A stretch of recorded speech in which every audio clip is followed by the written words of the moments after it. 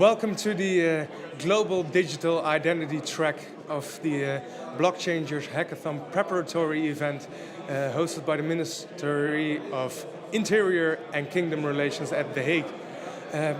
For this purpose, we are interviewing several experts, and now we do that during the drinks. So that's why we have some surrounding noises, which only adds to the atmosphere during our conversation. Conversation with a co-founder and chief technology officer of Evernym. Jason Law, welcome. Thank you. Thank you for having me. Evernym is, can we say, one of the providers of the idea of sovereign? Yeah. Evernym was kind of built around the idea of giving control and privacy to people, and sovereign, I think, has become kind of a manifestation of that early vision. Yeah. A manifestation of the desire of people to self-govern their identity? Well, or? So in the way digital identity works today, there's an identity provider who gives you identity, and then when you want to go get access to something, there's a relying party that goes and talks to the identity provider and says, is this really him or her? Let's say the Ministry of Interior. Yeah, and there's not, in my view, there's not a reason that you have to go back around, but I should be able to get the credential from that identity provider, and I ought to be able to use it how and when and where I may. Yes. So that's kind of the separation. It's a breaking of that triangle that's really important. Yeah, and what was the first inspiration you remember for the Sovereign Initiative? We were trying to build a centralized system to help give people more privacy and control, and we were asked, how are you going to not be hacked? Everyone else is getting hacked. There's data breaches everywhere. How are you any different? Ethereum was hacked back then? No. This is before we were even that. looking at blockchain, blockchain technologies, and we decided that there wasn't a way for us to, with a straight face, say we have the best security. You can trust our systems. Our data center has the best biometric scans when you go in, and it had to be something fundamentally different, and that's when we turned to blockchain technologies to see how could that help us solve this problem. So that's where it all started? Well, that's kind of where the path down blockchain started, and that was about 3 years ago. Yeah, it was 3 years ago, and still identity, or putting identity on the blockchain, is a tremendous issue, right?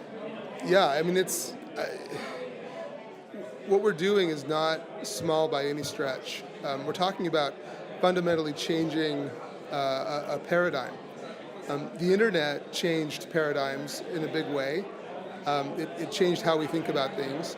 The blockchain in general changes paradigms, and then the paradigm of self-sovereign identity is another leap. And so it takes a while to kind of understand the implications of these kinds of changes, and there's so much evolution of thought that's going on right now in the space. So SSI, self-sovereign identity, is a paradigm shift compared to the previous paradigm, which was? I would just call it digital identity or internet identity. Internet identity is a very different problem than identity that you and I are having right now. I know it's you. I just met you a few minutes ago, but we have a rapport. If I saw you in 10 minutes, I would know it was you, and I'd have a strong assurance it was you. But on the internet, likewise, right? Yeah. And on the internet, when someone shows up and then 10 minutes later shows up again, how do you know it's them? There's an old saying that says, on the internet, no one knows you're a dog, and it just goes to show that you don't have this kind of biometric matching that we're doing right now on the internet, and so identity on the internet is different. So it's not really individuals communicating. Right. In a way. Right. it's people and systems communicating through these clumsy interfaces called computers, and we're trusting a lot to those methods and those protocols. And can you explain how we can get our identity back within this system of mediated communication? I'm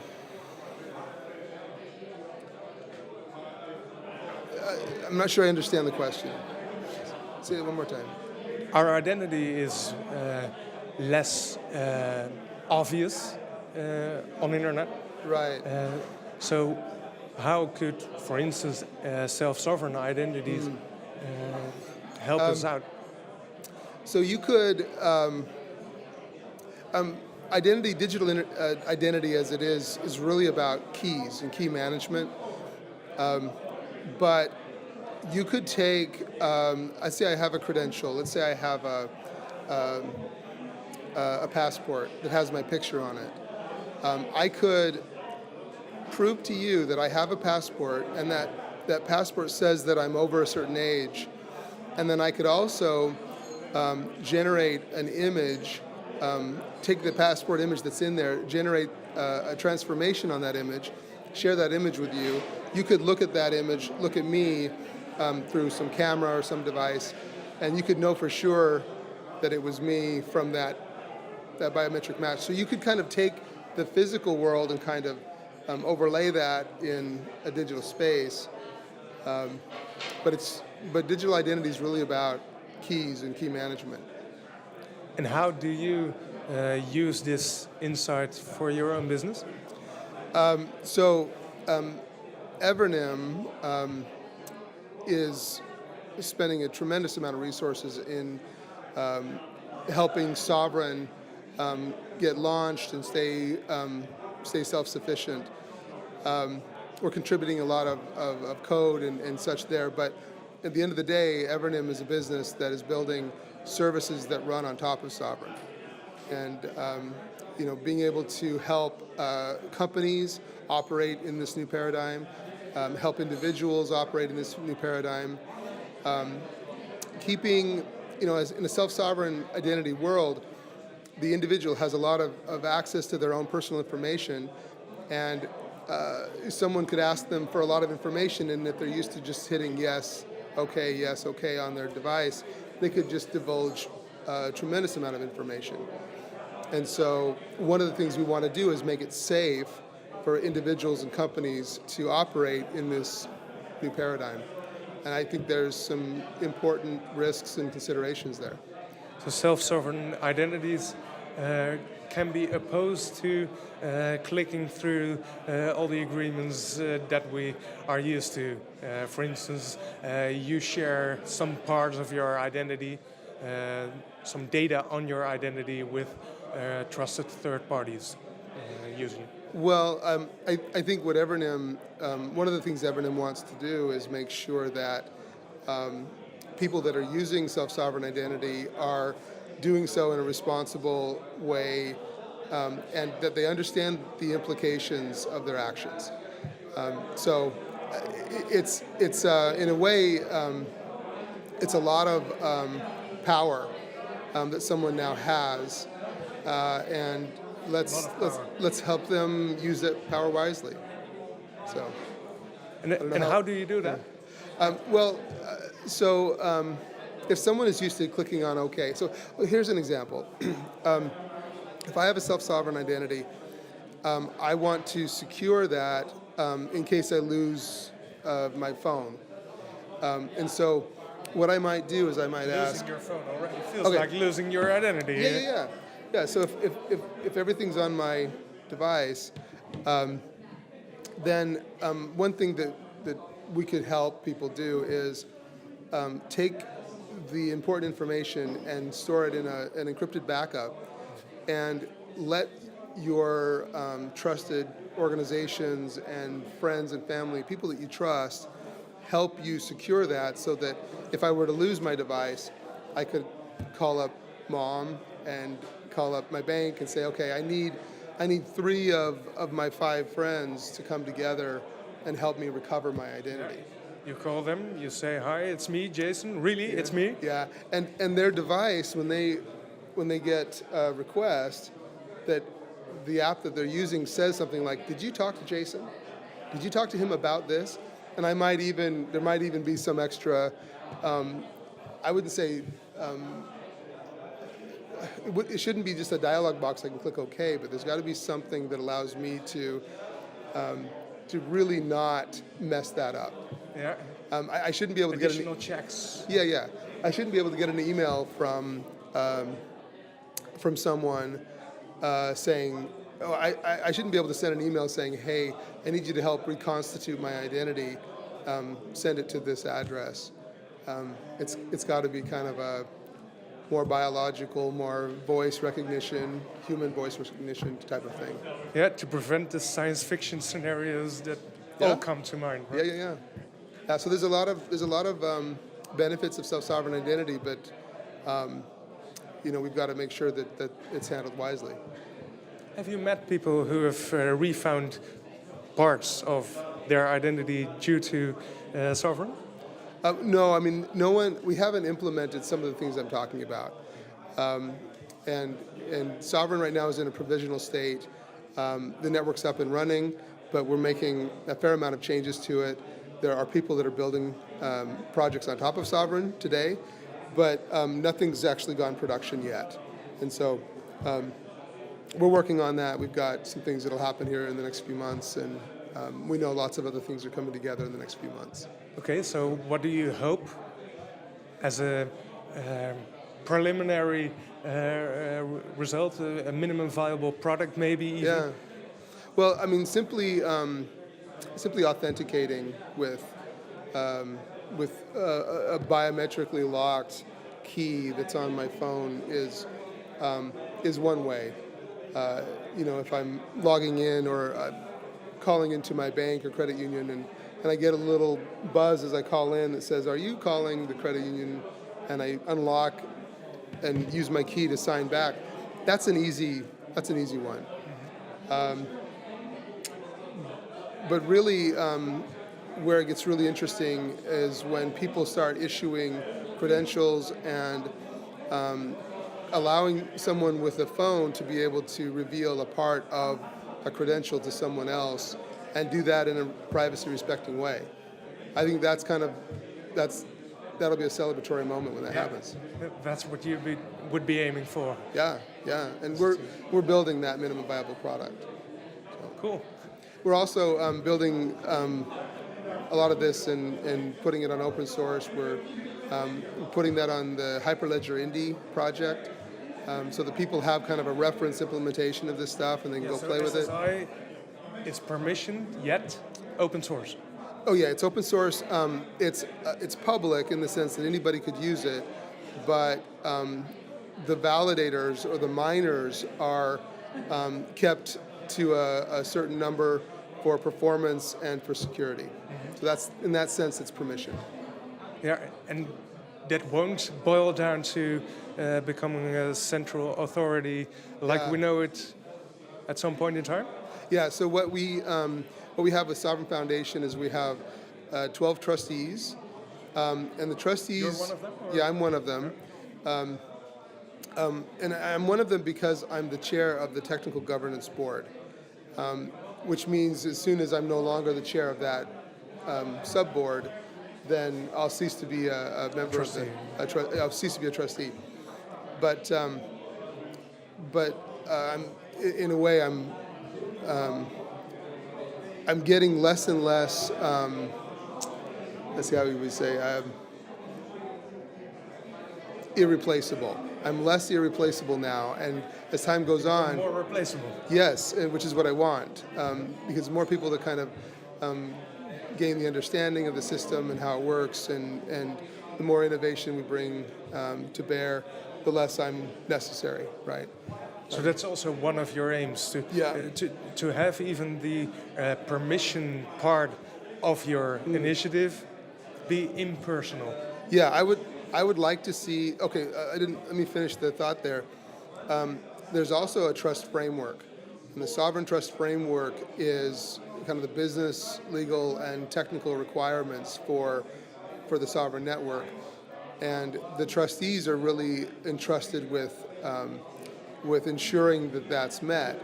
And so governance of sovereign is really around that trust framework. It's still an open source initiative. Anybody can submit pull requests. The Indy project is inside of Hyperledger Indy, but if submissions were made to that code base that would impinge on security or some of the privacy by design principles we have, then Privacy by design, so only sharing the information they need to know, the other partner needs to know for the transaction, right? yeah, that's part of it. Just basically, there's an architecture behind sovereign that is built on the notion of it's privacy by default, privacy by design, and you could choose to share more information if you wanted to, but by default, it's closed. This leads you to? Say again? This leads you to? I guess the point I was making is that the technical governance board is going to be watching those code submissions, and if they violate one of those core principles, It's like a check or a balance. yeah. So anybody can solve any problem they want in the code base. There's nothing saying no, don't solve that problem, but there is kind of a minimum standard for security and privacy. Yeah, so that's how a permission-based mechanism still can be compliant with the blockchain principles. Well, one of the, I think it's a little bit overstated. When we talk about permissionless, there's some really great characteristics of permissionless. Censorship resistance is a great one.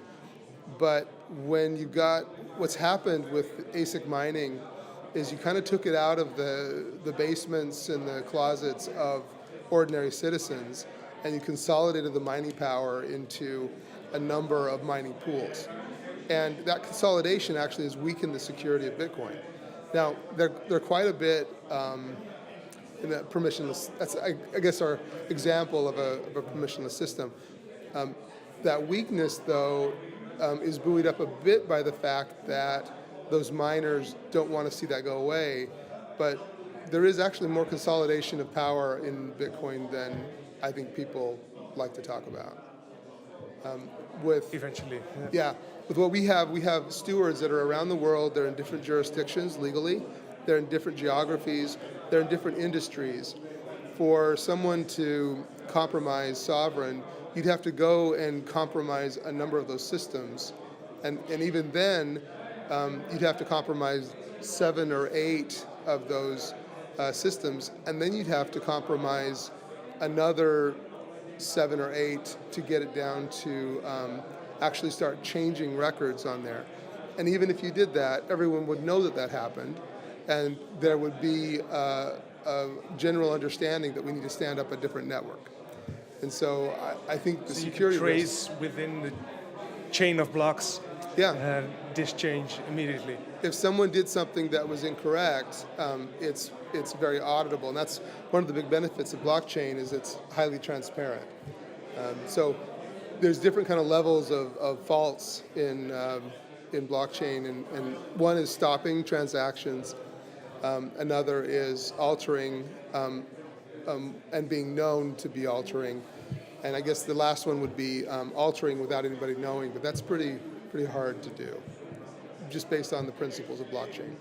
Yeah, so. And as an architect of these systems, you try to combine the permission that is needed with the openness that typifies blockchain. Well, if you look at the cost of the average cost of Bitcoin transactions right now, I know it's come down a bit, but it was, I don't know, $30, $40 last time I looked.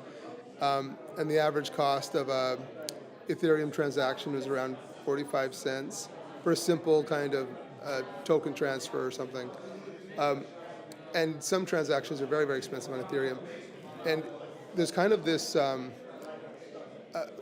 with identity, we had to make sure that it was affordable to everyone.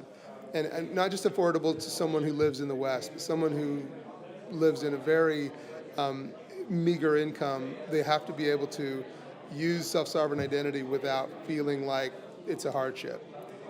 Or else it shouldn't become a barrier to entry. Right. And so the foundation and the trust framework help ensure that the costs stay low, and the permission Byzantine fault-tolerant algorithm we're using is keeping the cost cheap. There's no proof of work, and so that's why I think it's a practical solution. Someday, I think you might see some proof of stake or some other mechanism that could give us the same kind of guarantees in a permissionless system, and if that comes, then we'll jump on it. Yeah. So proof of stake would imply that someone with more stakes?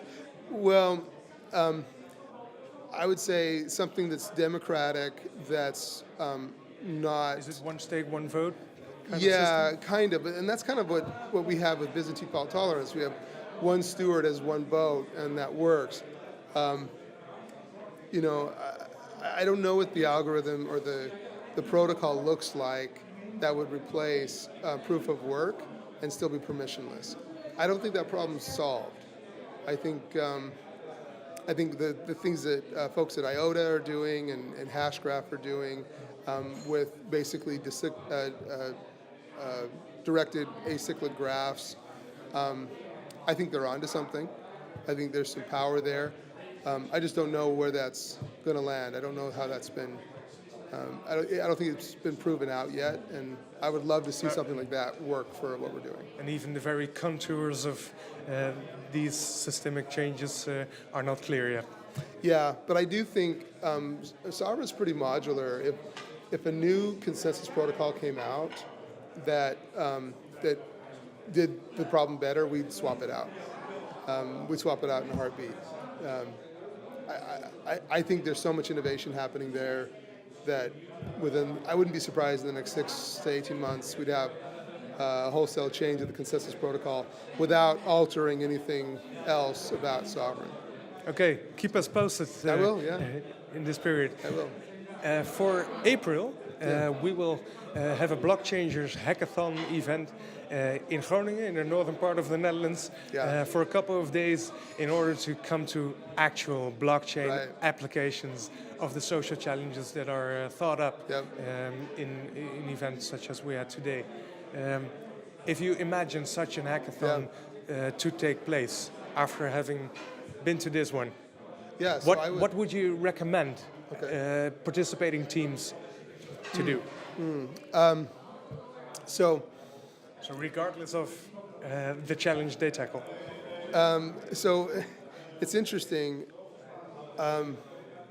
Identity is a thread that runs through almost anything you do, whether any kind of system you use, any blockchain or otherwise. So even if you built a great proof of concept that is not on Sovereign, you're going to need to have some way to manage identity. And what I'd like to see is some good projects built on Sovereign. I'd like to see if we can get some, I don't know if we call them ninjas, to come and help with that effort.